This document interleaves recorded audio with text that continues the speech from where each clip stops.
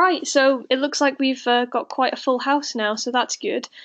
So we can get things started. So first of all, welcome to the second webinar of FEDM's 2017 webinar series, and thanks for joining us again. It's good to see so many of you back. I'm Natalie Stanford and I'm the FEDM Community Lead, and once again I'll be hosting the webinars today and for the rest of this season. Last time we had a presentation by Niall Beard, and he was presenting on the Elixir test portal. If you want to check out that webinar, you can go to our website at www.fair-dom.org and head to the webinars page where you can view that again. And today we're going to be looking at high throughput data management using openBIS. And as we move on with the series, we're going to be looking at various different aspects of data management, including open science attitudes, a presentation on FEDM as a project as a whole, and also looking at containerization to assist with data management tools, and also some work on SBOL standards. So we've got quite an interesting season coming up, and we're glad to have you here today for our openBIS presentation. For those of you who don't know, FEDM's an initiative to support researchers, students, trainers, funders, and publishers. In fact, anyone interested in data management, in better data management practices. And we offer software, advice, expertise, and training which make managing your data and models in the life sciences easier.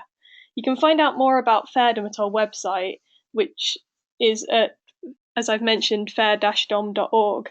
Or you can follow us on Twitter at fair-dom_EU. If you have any questions regarding FEDM, you can get in touch with me at community@fair-dom.org, or you can head to our website and email me directly from the website.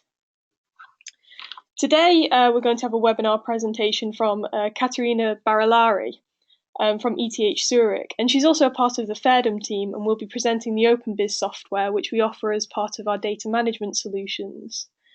And it supports high throughput data collection. Afternoon, Caterina. Hi, hello. Hi, how are you today? I'm fine, thank you. Good. Are you? Yes, I'm good, thank you. Are you ready and prepared? Yes, sure. Excellent. I'm looking forward to it. So, Caterina is a software application specialist in the scientific IT services of ETH Zürich. She works primarily with openBIS, which is an open platform for managing scientific information, and supports research data workflows from bench to publication. Most recently, Caterina has been managing the development of the Electronic Lab Notebook to Laboratory Information Management System plugin for openBIS, which is a new user interface that extends and facilitates the usage of the openBIS platform. And she'll be discussing this today amongst a broader overview of openBIS itself. If you have any questions during the session, please post them directly into your question panel, which is just on the control panel that you have for the webinar. And the webinar is recorded and we'll make it available on our website as soon as we can. So, Caterina, are you ready to set up? Yes. Yep. So, let me know. Yep, it's up. Do you up. see my screen? Yep, looks good. Okay, over to you. Okay, thank you. So, first of all, thanks everyone for attending this webinar. So, we'll talk to you about the openBIS ELN-LIMS, which is an open source electronic laboratory notebook and laboratory information management system for academic labs. And this is developed by the Scientific IT Services .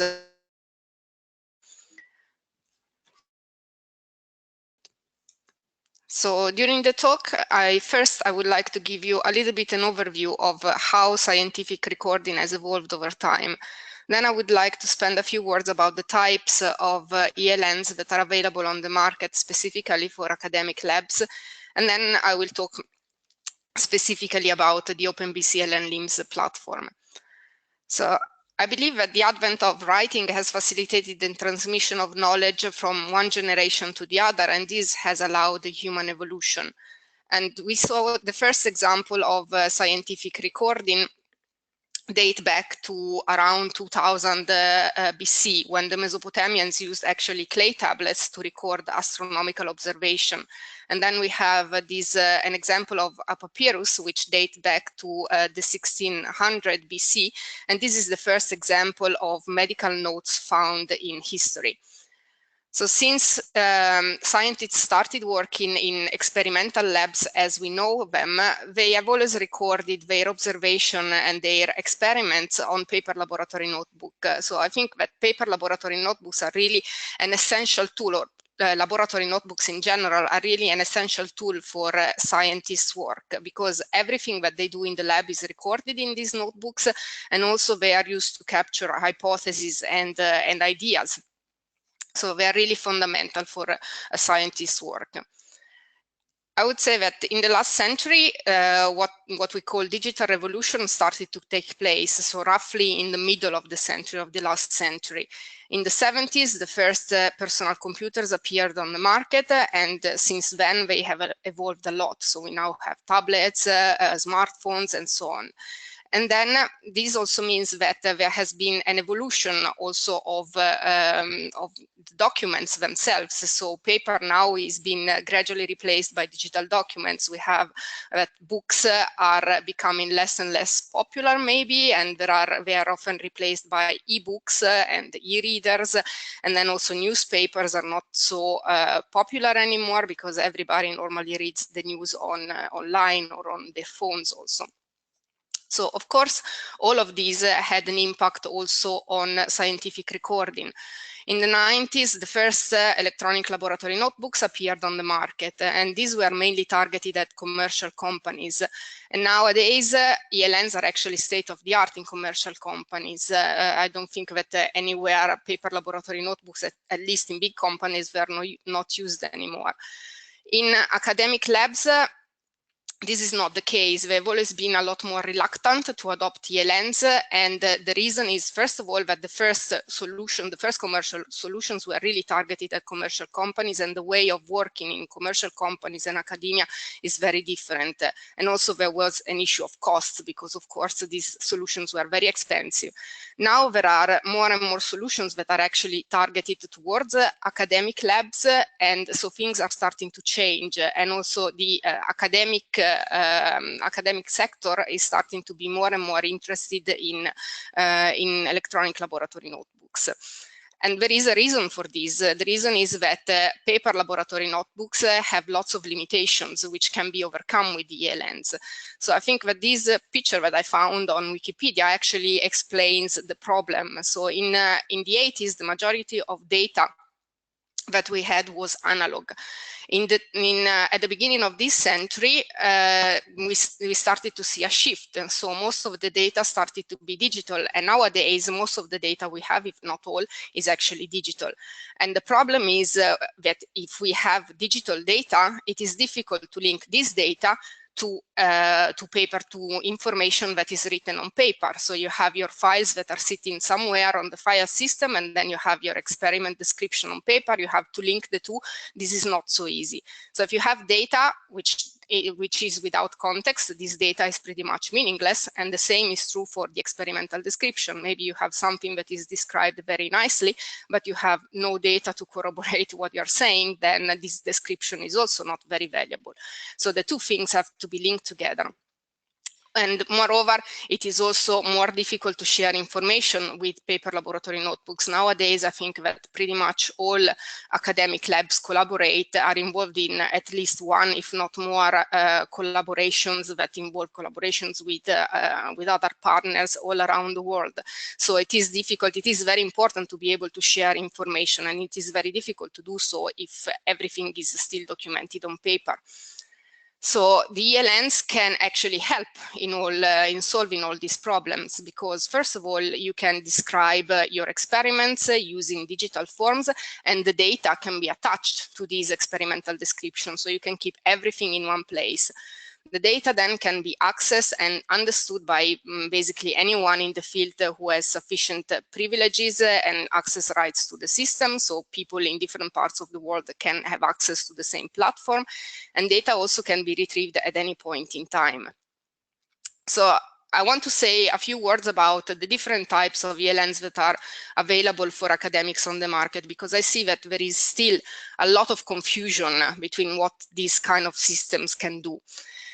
And the definition of ELN is really extremely broad, but I think they can be largely classified into three main types. So there are some generic note-keeping applications which are still classified as ELNs by many people, and these are things like OneNote, Evernote. Then there are some online scientific ELNs, which are becoming more and more popular, like SciNote and Benchling. And then there are platforms which offer a combination of an ELN and a LIMS, which stands for Laboratory Information Management System, and they have a local installation. And openBIS ELN-LIMS is a platform of this type, of this third type. So I just want to explain a little bit how this system works and how they can help us in keeping track of the data. So I think that the data types that people working in experimental labs deal with can be roughly classified into 6 groups. So we have generic files, like, for example, meeting notes, presentations, literature, and so on. Then there are the protocols, which are the descriptions of the experimental procedures. Then there are materials, which are basically all the things, the chemicals, the biological samples that are used and produced in the lab. And then there is the data, so the raw data, which is what comes out of measuring instruments, process data, which is data generated by processing of the raw data, and then analyzed data, which is data generated by the analysis of either the raw data or the process data.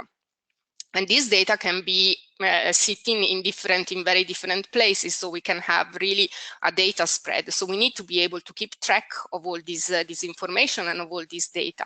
And how can the different lab notebook types help us to do this?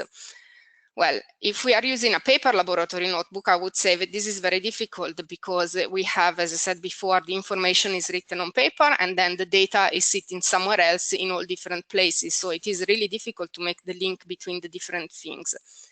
If we are using generic note-keeping application, it may be a little bit better because we can attach to these lab notebooks generic files. For example, we can keep track of the protocols, then we have all our descriptions there, but we cannot normally keep track of materials because these solutions do not offer anything specific for keeping track of materials used in a lab.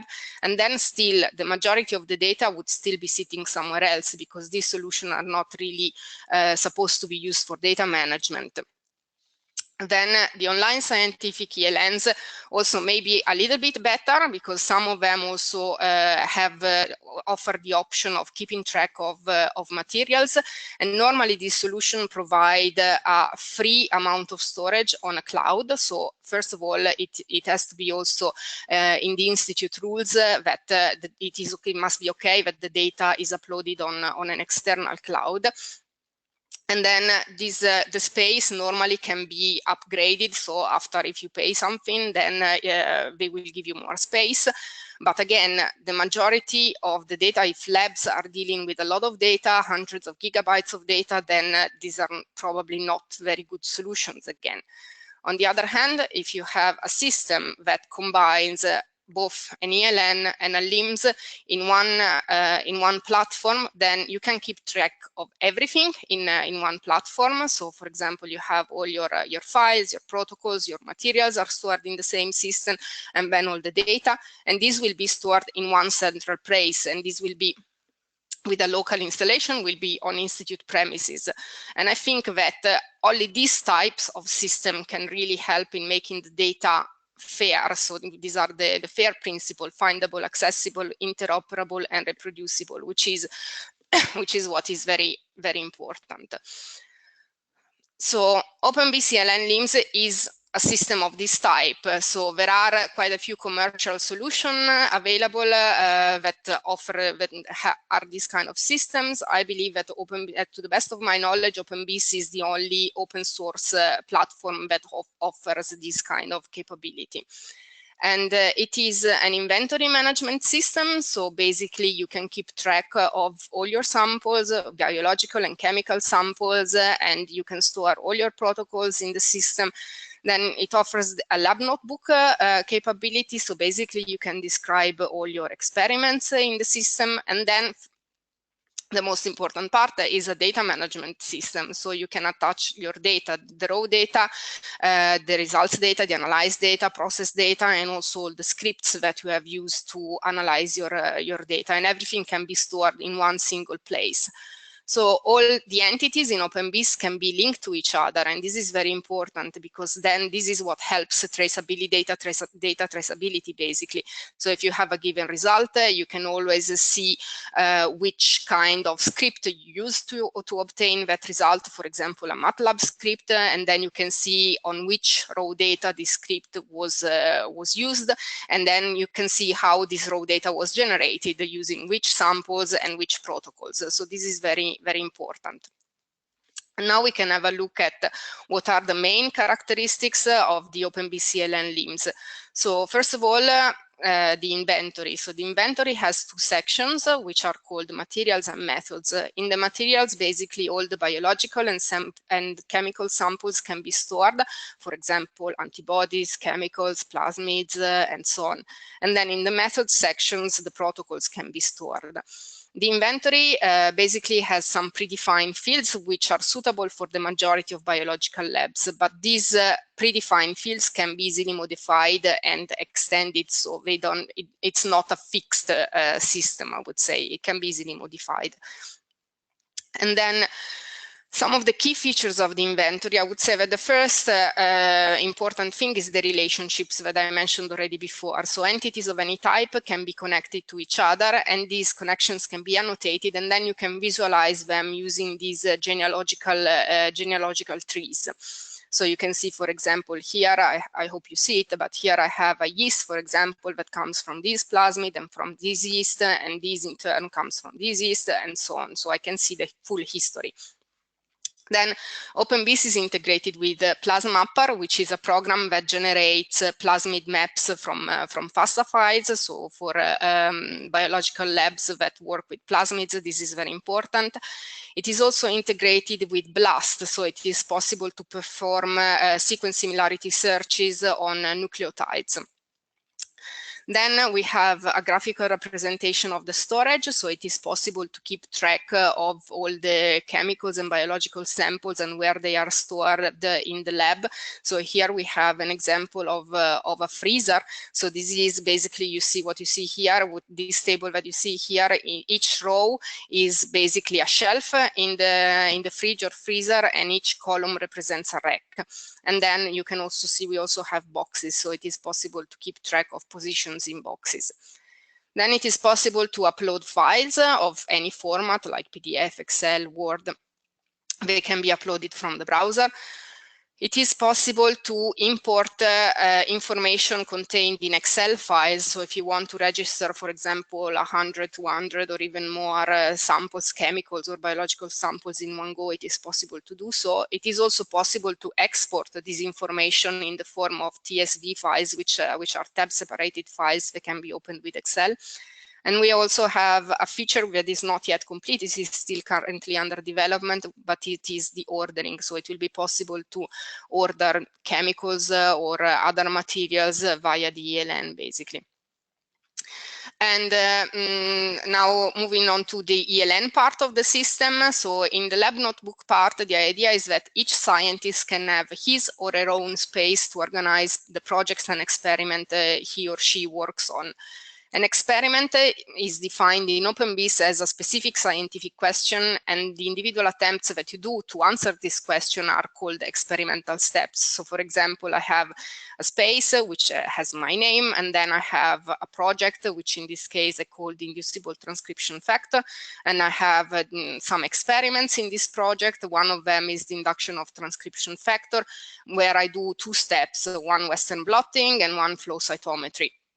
And then I can attach the data that is relative to this experiment or experimental steps. I can attach it either at the level of the experiment or at the level of the experimental step. And data can be of any size and format. So openBIS does not care about the format of the data. And also it is normally used in, it is now used in some facilities and also in some labs to use a really very big amount of data, so hundreds of terabytes of data. Some of the key features of the lab notebook part are, first of all, again, links to samples and protocols. So it is possible you can describe your experiment. You have some forms where you can describe your experiment. And then here you can establish links to the samples that you have used in this experiment and also the protocols that you followed in this experiment. It is also possible to connect experimental steps one to the other. So when you do something that is really one step after the other, you can keep track of these connections. It's not necessary, but you have the option to do so. Then for the data upload, which is the most important part, I think data can be either uploaded via the web user interface, and this is suitable, I would say, for data which is not too big, so in the range of 2-3 gigabytes, maybe 4. If you really want to upload large amounts of data, so hundreds of gigabytes of data, this is not really feasible via the web interface, but we have custom scripts that can be used in the background to upload data to the openBIS itself. And as I mentioned before, this is actually done in quite a few labs now. It is also possible to integrate openBIS directly to measuring instruments, so files can be uploaded directly from the measuring instruments as they are produced, for example, a fax or a microscope or a sequencer, and we do have this set up in several labs now. So some of the more generic features of openBIS ELN-LIMS are, first of all, user roles. So users need to authenticate to the system to log in, and we have different roles available for users. So from instance admin to instance observer, so people who can do anything in the system and people who can only observe without have read-only access, basically, and some other roles in between. Then we keep track of everything that is done in the database. So all the modifications that are made to any entity in the system are recorded. So you can actually see the history, and you can see what was the previous value before the modification.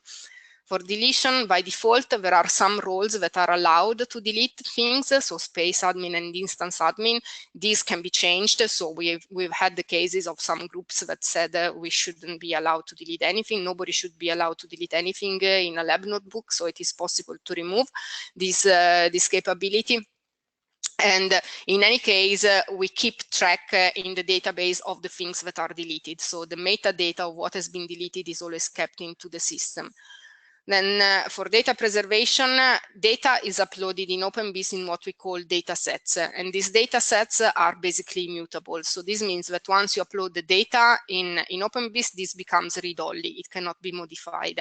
If you want to modify this data, what you have to do is basically upload it again with a versioning number. Then openBIS also offers the possibility to archive data, and this can be done either manually or automatically. So manually, it means that you can select the data that you want to archive, and then you click a button and say archive.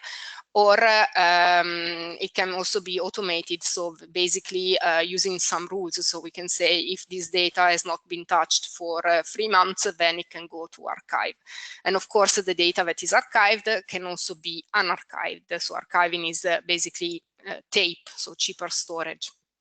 This is important for people who work with really hundreds of terabytes of data. They cannot afford to have the storage for all this data. And then it is possible also to export either the complete lab notebook or just parts of it. We have a website for the ELN-LIMS where you can find some webinars and some tutorials on how to use the system. And then finally, I would like to thank the openBIS development team and a few people. And then Bernardin is the head of scientific IT services. Matthew Baker is the head of the SSDM group, which are the developers of openBIS, while Thomas Buss is my boss, basically. He's the group manager of the research informatics group, which is my group within SIS. And then if you want to know more about openBIS ELN-LIMS or about openBIS in general, you can either contact me directly or you can contact the SIS help desk, which is at this address. And I think this is all from my side. If there are any questions, I'm happy to answer. Okay, thanks very much, Caterina. So if any of you have any questions, if you could just pop them in the questions panel below and I'll read them out to Caterina as they come in.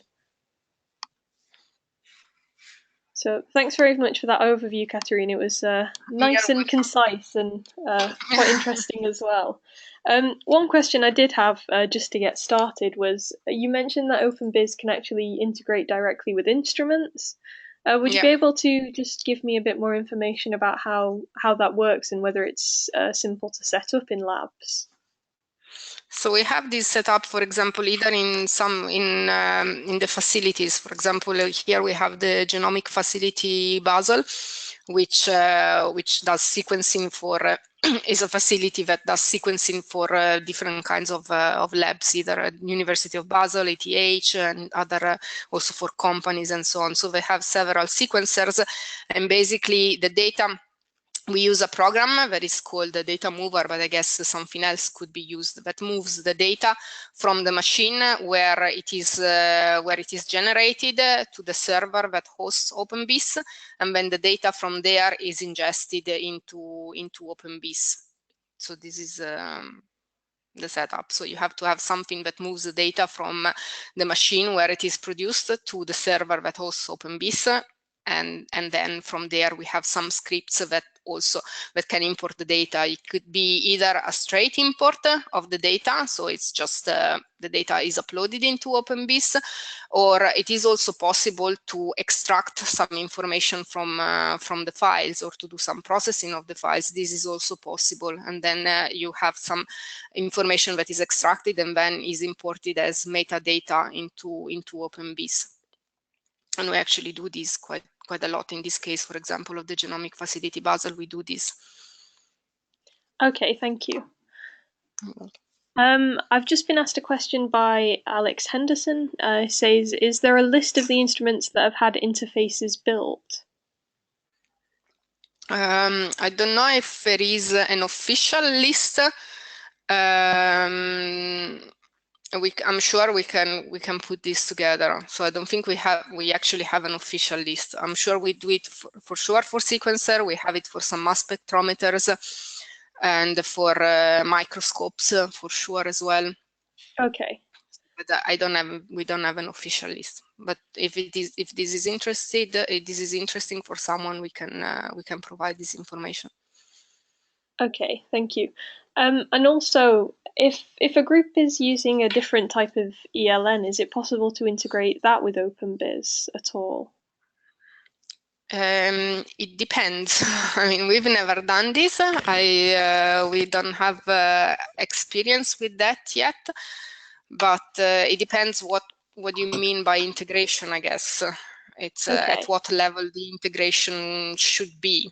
So it is possible. I know that, for example, some people maybe use openBIS rather than as an ELN. They use it as purely as data management platform, and then they use some other systems as ELN, and then they refer to the data they have in openBIS. So this is possible. In this case, there is no real integration. It's the people that make the connection between the two. Okay, I was just curious. I mean, the ELN interface looks really good with how you can direct to different data and things, but I know a lot of groups who are using, I suppose, something that's a little bit in between Evernote and a more advanced ELN. So obviously it would have to be directed by the people in that instance. I've got a question from Marek Danowski. Would you say that openBIS is GCP compliant, and are you aware of any GCP compliant reference installation? I'm not quite sure what GCP means. No. Could you just clarify, Marek, please? I'll read another one in the meantime. What kind of people or experience do you need to set up openBIS, and what does it cost?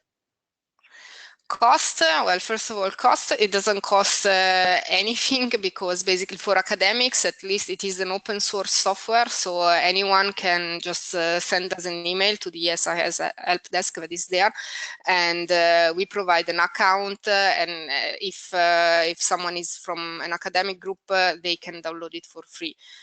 For companies, we have a service agreement, so basically The software itself is free. There is no license fee to pay, but normally companies pay for the support. And just for academics, instead we provide support, but is on best effort basically. So if it is we answer questions, that's fine, but we don't develop anything for if it is too long, if it takes too long, then yeah, we do our best basically. And in terms of effort, well, we have tried to minimize as much as possible the effort of actually installing openBIS. So there is the classic way of installing it, and now we also offer, for example, a Docker container and also an LXD container, which facilitate a lot the installation. So I would say that the effort is not so big. You need to have someone who has a little bit of IT competence. That I would say is a requirement. And also in terms of hardware, for example, it's not very expensive. Normally we run the servers that we have here at ETH, we run them on virtual machines with I think it's 8 gig of RAMs and 4 CPUs. And yeah. Okay, so if people are quite technically competent, they should be able to manage to install themselves, or if not, they can get in touch and speak to you. Yes. Okay, so with Marek, we've just had clarification that GCP is good clinical practice. So the question is openBIS good clinical practice compliant, and are you aware of any compliant reference installation? No, to be honest with this is not something that we looked into. So with this, so far the system has been really mainly targeted at biological labs or yeah, mainly biological labs, and the people we work with are not normally worried about this. I know that this is more a requirement for industry, but not really in academia, I would say. So we are compliant to most of the FDA requirements for ELNs. I think the only thing we are missing is the electronic signatures that we do not have, but all the other things we do have, but for GCP in particular, not. Okay. Is it the case that if they have good clinical practice in on the servers that they put openBIS on top of, it should be okay? Yeah, I don't know. Okay. I am not sure. We would need probably to have a look at it more closely. Okay. No problem. We've got another question from Alex Henderson. Are there viewers for different data types, and particularly scientific images rather than simple JPEGs? What do you mean, for specialized things, or? Yeah, I think it's a specialized viewer for looking at different types of data, or is it something where you would have to pull the data out to look at it? Yeah, normally, yes. I mean, we just offer basically the basic support that you can visualize the data that is in there, but you can open the data with the program you want, basically in openBIS. What you can do is we offer these CIFS links to CIFS servers, and then basically how it works is you have a link. Maybe I can show you. You still see my screen, yeah? Yeah. So I can show you something here.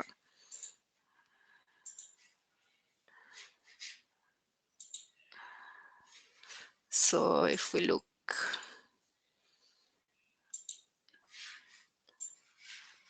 at some data, normally what you have is you have this little icon here of a driver, and if you click on it, then you have a link, and then normally this opens either the Finder if you are on the Mac, or Internet or Explorer if you are using Windows, and then you can browse your data as you would normally, and you can open it with the program that you would normally use to visualize this data. But this data is normally read-only. Okay. So once, as I said before, once it is in openBIS, it becomes read-only, but still you can open it and you can view it. But openBIS itself doesn't have anything specific to visualize data in itself. All right, thanks. There's another question from Alex Henderson as well, asking, is there an API for data integration and metadata extraction? Yes, there is. Yeah. Okay. And a question from Alan Williams is, are there any plans to support signatures? Well, I mean, we talked about it in the past. The thing is that we never had a concrete request. I know it is something doable, and it wouldn't be too complicated to do. So if we had at some point the request or the need to do this, we would do it. The reason why it's not been done is that for the moment, no one of our user really came up with this request, but it is something possible to do. Sure. Okay, all right, thanks. We seem to have come to the end of the questions, so unless any pop through in the next couple of minutes, I think we'll have finished perfectly on time this week. In fact, a little tiny bit early, so that's good. I just want to thank you again for joining and presenting. It was a really interesting talk, and we've had a lot of good questions. We've got one last question come through. Okay. Can you add collaborators to a space or experiment? Yes, sure. Yes. Yep. Okay. You can give access basically to several to different spaces. Like you can see here, I have, for example, there are 2 spaces. You can give access at the space level, and you can also say whether the people can be just observers, so they are just allowed to see your data, to read your things, but they cannot modify, or you can also give them write roles, so they could also add notes or something to your space. So this is possible. Yeah. Okay, all right, thanks. If there's any more questions, you can actually get in touch with me, and I'll put you in touch with Caterina anyway. So yeah, you can. I guess the slides will be available, right? Because there are the email address at the end, so you can, as I said before, you can send me an email directly, or if you want to try it out, you can also contact the SIS help desk. And as I said before, if you are academic, you just get a free account and you can download it for free. Yeah, so there's plenty of ways of being able to get in touch after the webinar, and obviously the webinar will be posted on the website. So if you haven't managed to take note of anything, you will be able to get access to it within the next day or two. So thank you all for joining, and again, thank you, Caterina, for presenting. Thank you. A great overview and answering quite a few questions as well, very expertly. So our next webinar will actually be next month, and it will be on open science attitudes and practices. So I hope you can join us for that one. And in the meantime, if you're interested in hearing more about Fairdom, we encourage you to join our members network, where you receive regular newsletters amongst other benefits, and you can find this on our website. If you just go to the join page, you can find to join as a member. All right. Okay, so thanks for joining, and I will see hopefully most of you next month. Okay. Thank Thanks you again. Okay. Thank you. Bye. Bye-bye.